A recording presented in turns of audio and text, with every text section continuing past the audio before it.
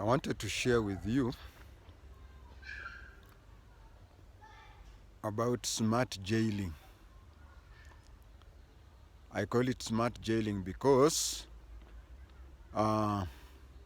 these are very simple problems that were brought up by smartphones. Sometimes it is also good to have the mulika mwizi or kabambe phone. Smartphone has brought some problems, and I will give you two examples.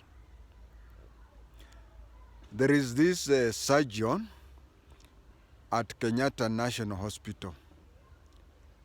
The surgeon had a child. The child was approaching 18 years. So the surgeon asked the child what the child would have wished for the 18th birthday. That is migrating from childhood into adulthood.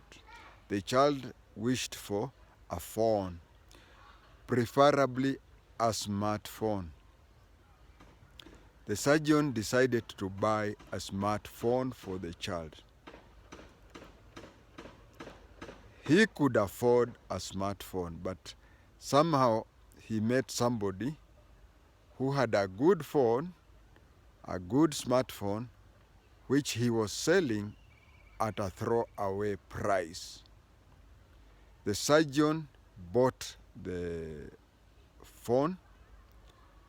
The surgeon gave the phone to the child, and the child was using the phone. So one time the child received a phone call, meaning that the child had been tracked by detectives.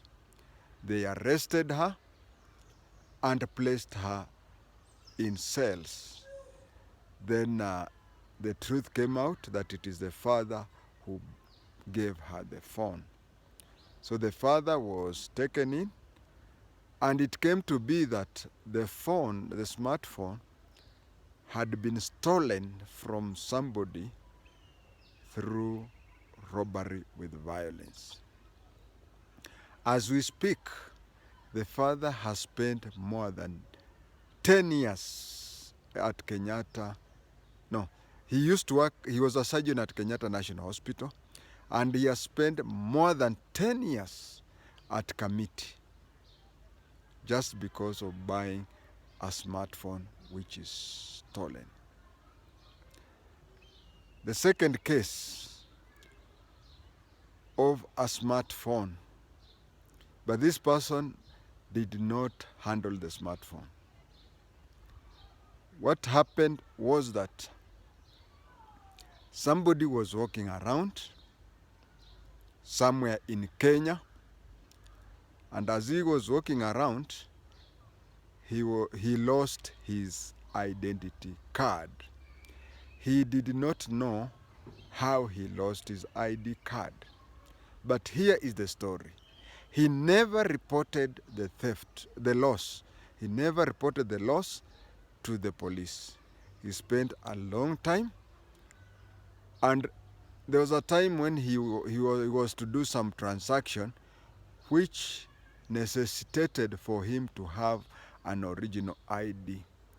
That is when he decided to report the loss of his ID. Between the time when he lost his ID to the time when he reported, it was a long time.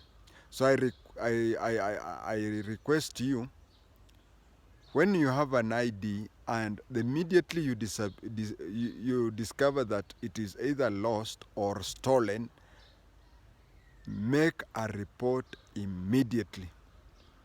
So this gentleman never made a report even after discovering that he had no ID.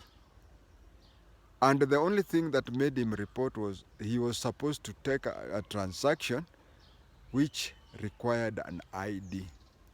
Meanwhile, some people had gotten his ID. How they got it, only God knows. They got his ID, went and bought a SIM card. They bought a SIM card and placed it in a phone. The phone was stolen, but they placed it in a phone and opened an M-Pesa account in his name. So whenever they would do any crime, they would transfer to his to that number that is registered in his name. And any withdrawal, they would withdraw using the ID. As we speak now, the gentleman is in court.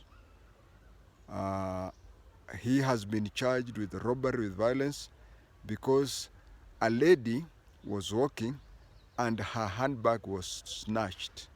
When the handbag was snatched, her phone was also stolen. And by the time she went to report that her ID, her phone and everything, and to get new ATM numbers, she had discovered that quite a substantial amount of money had been transferred to a telephone number, this belonging to so and so. And you know who is this so and so? Not the thieves, but the person whose phone, whose ID was lost, because he's not even sure how he lost it. And from the time he discovered, he never reported it. Don't say you are not warned.